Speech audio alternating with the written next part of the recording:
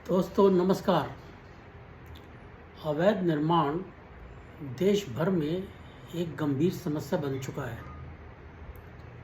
ये आप लोगों ने भी महसूस किया होगा और इसके समाधान तो आसान है नहीं, परंतु केस बाय केस अदालतों के अलग अलग निर्णय आते हैं और वो ज़्यादा समस्या खड़ी करते हैं, क्योंकि एक जगह अगर कह दिया कि जी निर्माण नहीं, स्टे कर दो, रोक दो, मत गिराओ, तो दूसरी जगह के लिए वो नज़ीर बन जाता है। अभी 28 मई को दिल्ली हाई कोर्ट के जस्टिस धर्मेंद्र शर्मा जी ने गोविंदपुरी दिल्ली में अतिक्रमण से बनी हुई झुग्गी बस्तियों को, झोपड़ियों को ध्वस्तीकरण रोकने के लिए और उनके पुनर्वास की मांग के लिए याचिका दायर जो की गई थी उसको खारिज कर दिया। और उन्होंने जो शब्द कहे वो मैं आपको पढ़ के सुनाता हूँ। उन्होंने कहा, सार्वजनिक भूमि पर अतिक्रमण हटाने के लिए पुनर्वास की मांग उचित नहीं है। अतिक्रमणकारियों के पास पुनर्वास की मांग करने का कोई संवैधानिक अधिकार नहीं है, ये हाई कोर्ट के जज साहब कह रहे हैं। यदि ऐसी अनुमति दी जाती है तो सार्वजनिक परियोजनाओं में अनावश्यक बाधा उत्पन्न होंगी। अतिक्रमण ने न केवल राष्ट्रीय राजधानी की सुंदरता को प्रभावित किया है, बल्कि यह बाढ़ और जल भराव जैसी समस्याओं का भी कारण बन गया है। ये बिल्कुल सही बात है, बड़ी करेक्ट ऑब्जर्वेशन है उनकी। लेकिन अभी देखिए,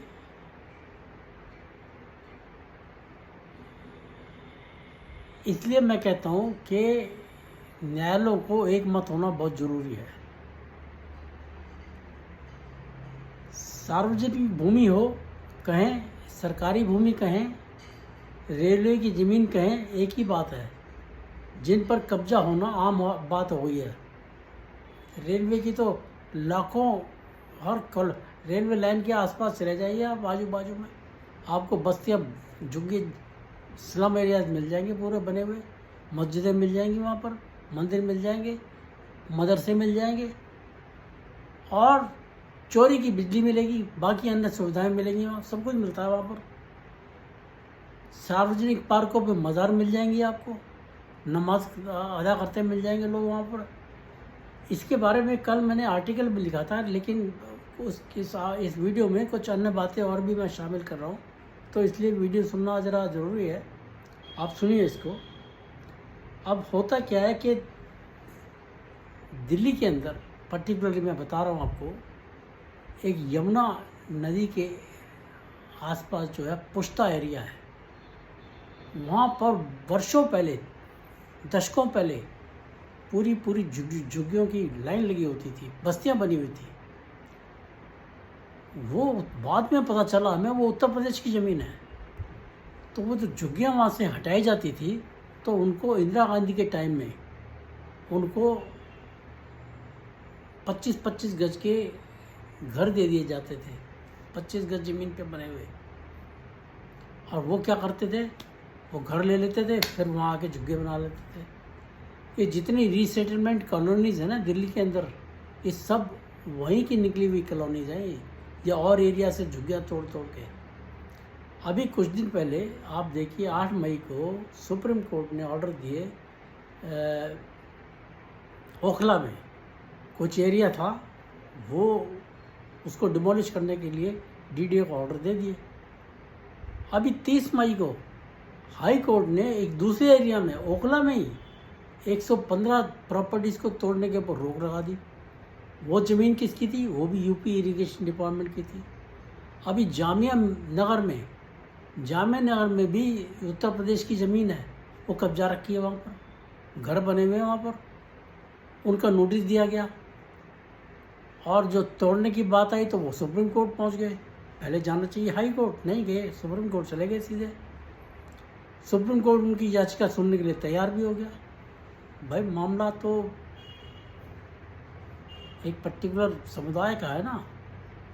अब उन्होंने क्या ऑब्जेक्शन लगाया जी, 15 दिन का नोटिस दे दिया। जो आपको आदेश है, जो सुप्रीम कोर्ट के आदेश है, उनमें 15 दिन का नोटिस देना जरूरी होता है। भाई 15 दिन का नोटिस तुम चलो 15 दिन का ले लो, कोर्ट में जाने की क्या जरूरत है? मतलब तुम उसको इलीगल करा दोगे, अपनी अपनी ज़मीनों को जो कब्जा रखी है वो लीगल हो जाएंगे उससे? ऐसा कैसे हो सकता है? आप देखिए, मैं आपको बताता हूँ, लास्ट ईयर 2024 में लखनऊ में गोमती रिवर के आसपास अकबर नगर में सरकारी ज़मीन पर पूरी बस्ती बनी हुई थी। 1200 घर बने हुए थे, पूरी कॉलोनी बसी हुई थी साहब। और वो कहते जी हम तो पता नहीं आप 50-50 साल रह रहे। 101 कमर्शियल कॉम्प्लेक्स थे। उस अवैध कॉलोनी के नाले, जिनमें वहाँ के रेजिडेंट्स के जो मलमूत्र वगैरह भी होते थे, वो सब गोमती नदी में गिरते थे। आप ये देखिए, इतनी भयावह स्थिति थी। गवर्नमेंट ने गोमती रिवर का उसको रेनोवेट करने के लिए उनको नोटिस दिया तो हाई कोर्ट पहुँच गया। वो हाई कोर्ट ने आदेश दे दिए कि नहीं जी, आपको खाली करना पड़ेगा, हटाइए इस तरह से। हाई कोर्ट के सामने लखनऊ डेवलपमेंट अथॉरिटी ने उनके लिए रिहेबिलिटेशन पैकेज भी दिया। तो चलो, हाई कोर्ट ने कहा जी हटना तो पड़ेगा फिर आपको। वो फिर सुप्रीम कोर्ट चले गए। सुप्रीम कोर्ट में जस्टिस संजीव खन्ना और जस्टिस दीपांकर दत्ता, उन्होंने हाई कोर्ट के ऑर्डर को तो बरकरार रखा बस्ती को हटाने का, लेकिन उनको ये कह दिया कि a roof over your head, a shelter is the basic right. बतलाइए साहब, बेसिक राइट है, मौलिक अधिकार है ये, घर पे छत होना। जिसके घर पे छत नहीं है, सरकार उसको घर बना के देगी। ये हो सकता है साहब, मैं तो कोई जुडिशरी का आदमी तो हूँ नहीं मैं, लेकिन एक कॉमन आदमी के पॉइंट ऑफ व्यू से मैं कहता हूँ, हाउ इट इज़ पॉसिबल? दुनिया भर के लोग यहाँ पर इस देश में आके अवैध रूप से घुसे हुए हैं। एक तरफ आपने ये कह दिया कि भारत एक धर्मशाला नहीं है। अरे धर्मशाला नहीं है तो जो बैठे हुए हैं लोग हैं, वो लोग कहाँ बैठे हुए हैं? वो अवैध रूप से घुसे हुए अवैध स्थानों पे बैठे हुए हैं। तो उनके लिए फिर आप कहेंगे कि जो roof is a basic right? How it is possible? कुछ लोग कहते हैं 5 करोड़ बांग्लादेशी बैठे, कुछ कहते हैं कि 1.5 करोड़ रोहिंग्या बैठे, सबको फिर तो घर दे दो। ये मतलब प्रैक्टिकल चीज़ ये है कि आप इसको कहाँ तक ले जाओगे? ये फिलॉसफी वर्केबल नहीं है कि roof is a basic right, roof over your head is a basic right. No, मैं तो इस चीज़ को नहीं मानता। आप मानते हो तो आप बताइए मेरे को, आप कमेंट करके बताइए। उसके बाद 19 जून को फिर वो कॉलोनी के घर गिराए गए और उनको अल्टरनेट अकोमोडेशन दी गई। मतलब जो घर गरीबों के लिए बने थे पीएम आवास योजना में, वो उन लोगों को दे दिए गए जो कब्जादारी थे। अब आप दूसरा सवाल ये खड़ा होता है जी, और उनको उजाड़ दोगे तो वो कहाँ जाएंगे? भाई बैठे कैसे थे वहाँ पर? सबसे बड़ी बात ये है। मतलब सरकार ने, सुप्रीम कोर्ट ने फिर एक तरह से ये कर दिया कि जी जो इलीगल कब्जा है उसको भी आपने लीगल कर दिया, और साथ में भरोसा दे दिया कि आप जहाँ मर्जी बैठ जाओगे, आपको हटाया नहीं जाएगा जब तक आप, और हटाएंगे तो आपको घर दिया जाएगा। ये आपने एक तरह से उनको आश्वासन दे दिया। क्यों? क्योंकि every person has a right of shelter. मैं कोई कोर्ट की निंदा नहीं कर रहा हूँ, मैं तो एक प्रैक्टिकल बात बता रहा हूँ। इट इज़ नॉट जस्टिफाइड, सीधी सीधी बात यह है। उसके पहले फरवरी में क्या हुआ था आपको याद हो? हल्द्वानी में उन्होंने पहले 3 जनवरी को 2024 को स्टे किया। वह हाई कोर्ट के ऑर्डर थे। रेलवे कॉलोनी 50,000 मकान बने हुए थे, उसको हटाने के ऑर्डर हाई कोर्ट ने किए थे। फिर उन्होंने 1 फरवरी का ऑर्डर किए, स्टे कर दिया सुप्रीम कोर्ट ने। 7 फरवरी का डेट डाल दी। 8 फरवरी को साहब वहाँ पे 80% मुसलमान थे वहाँ पर उस बस्ती में। दंगा हो गया, ज़बरदस्त दंगा, पुलिस के हाथ पांव फूल गए थे। ये हालत थी वहाँ पर, कई पुलिस वाले मारे गए थे। आपने ऐसे लोगों को वहाँ पर स्टे कर दिया, उनको रोक दिया आपने उनके घर के रहने से। आप समझ लीजिए, और नहीं मतलब एक इमेजिन कर सकते हैं चीज़ को कि अगर आप उसको स्टे नहीं करते तो वो तो पता नहीं क्या कर देते। इतनी पावर थी उनके पास। और उस पीठ में जो सुप्रीम कोर्ट की बेंच थी, उसके अंदर जस्टिस संजय कौल और जस्टिस अभय एस ओका थे। तो जस्टिस कौल ने कहा सुनिए, बड़ी इंटरेस्टिंग चीज़ है, सुप्रीम कोर्ट कहाँ सोचता है, जब वहाँ बैठे होते हैं तो खुदा के भी खुदा हो जाते हैं ना। मतलब ये है, there needs to be a clarity on whether complete land vests in railways or what land belongs to or whether land belongs to the state। अब लैंड की ओनरशिप के ऊपर सवाल खड़ा कर दिया सुप्रीम कोर्ट के जस्टिस कौल ने। आप ये देखिए कितनी, मतलब मैं तो ये कहूँगा यार, क्या दिमाग कहाँ काम करता है, कहाँ दिमाग काम करता है। रेलवे लाइन के आसपास आजू बाजू जो ज़मीन है रेलवे की होती है। कह रहे रेलवे की ज़मीन है कि नहीं है, ये सवाल है। इस चीज़ का क्लैरिटी चाहिए इसके लिए। 50,000 people can not be evicted overnight. अरे उनको पता नहीं कितने साल से केस चल रहा था, हाई कोर्ट ने कई साल तक हियरिंग करके उसका फैसला किया था, तो ओवरनाइट कह रहे हो। There is a human angle, वाह, human angle to the problem. these are people, something will have to be worked out,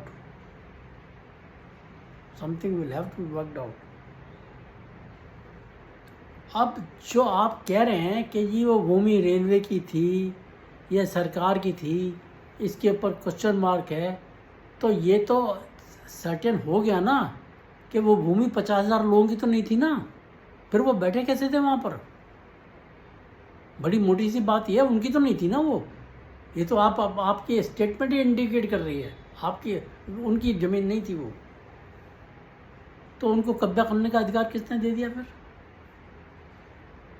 दंगे जिस व्यक्ति ने कराए, मास्टरमाइंड जो था अब्दुल मलिक, आप हैरान रह जाएंगे साहब। वो बंदा जेल में है, 1.5 साल हो गया, और वो इतना रईस रसूखदार आदमी था। कहते थे करोड़ों रुपए की, 250 करोड़ मैंने फिगर सुनी थी उस वक्त, 250 करोड़ की प्रॉपर्टी का मालिक था। उसकी प्रॉपर्टीज कहाँ थी?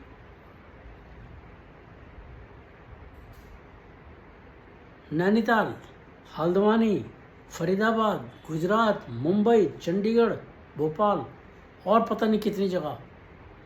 इतना रईस आदमी था वो। उसने बना रखी थी कॉलोनी वहाँ पर। वो आ जाओ भाई, हम बता देंगे तुमको यहाँ पर। ऐसे कैसे चलेगा?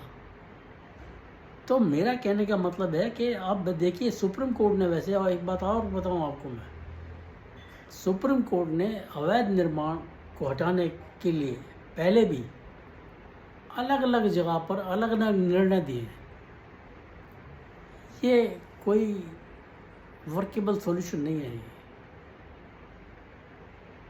हाल ही में सुप्रीम कोर्ट ने कहा भारत कोई धर्मशाला नहीं है, भारत में भारतीयों को रहने का अधिकार है।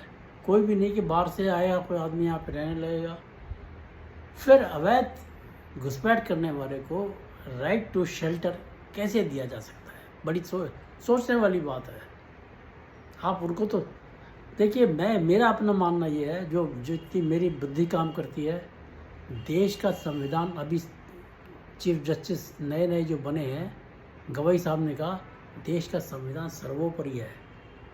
मेरा अपना मानना है कि देश का संविधान भारत के नागरिकों के लिए बना था। उसमें शुरू में वर्ड लिखा, we the people of India. अब बताइए, आप वो संविधान आप जो बाहर से आ रहे हैं उनके लिए वो लागू कर रहे हो आप। Freedom freedom freedom, article 21 right to live, उनको भी दे रहे हो आप। जो संविधान हमारे लिए बना है, देशवासियों के लिए बना है, भारतवासियों के लिए बना है, आप वो दुनिया भर के लिए तो अप्लाई नहीं कर सकते। सीरिया वालों के लिए दे दोगे, फिर गाजा वालों को दे दोगे अधिकार, फिर वो वहाँ से अगर भाग के आ गए, आप नहीं, राइट टू लिव है जिसका, तो रोहिंग्याओं के लिए राइट टू एजुकेशन हो गया। और साथ में ये भी कह दिया है रोहिंग्या को बाहर निकालो। वो 7 साल के बाद कहीं जाके पिटिशन अब डिसाइड हो रही है। वो पिटिशन अभी भी डिसाइड नहीं हुई जो ओरिजिनल पिटिशन थी। तो बात यह है कि आप कैसे करेंगे इस तरह से? संविधान के प्रोविज़न जो है, वो संविधान के प्रोविज़न भारतीयों के लिए हैं।